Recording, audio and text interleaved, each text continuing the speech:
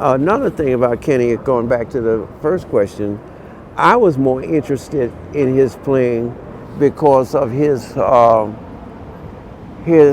knowledge of what we were calling avant-garde music at the time, and that what that required, his way of looking at it was having a high level of European classical understanding, right?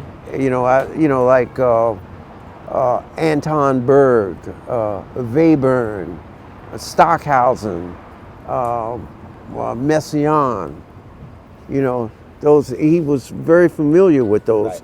And so was Herbie. I mean, obviously.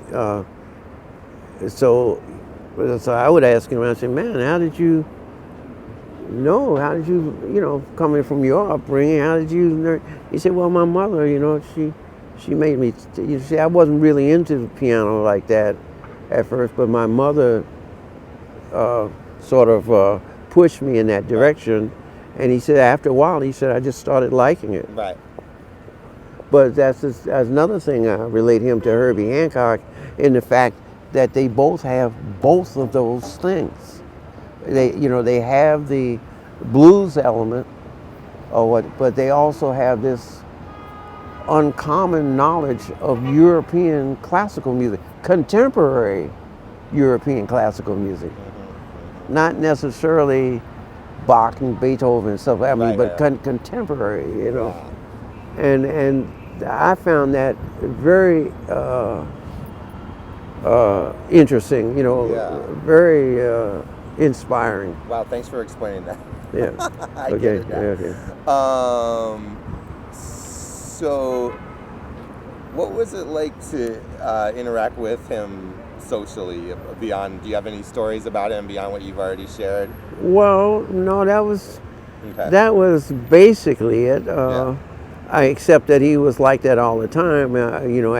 As he got more and more popular in the system or in the socially, he's the kind of guy that would stay up late. He'd be up to 4 or 5 o'clock in the morning, hanging out and playing. He was what young men do. He was attracted and was attractive to young women.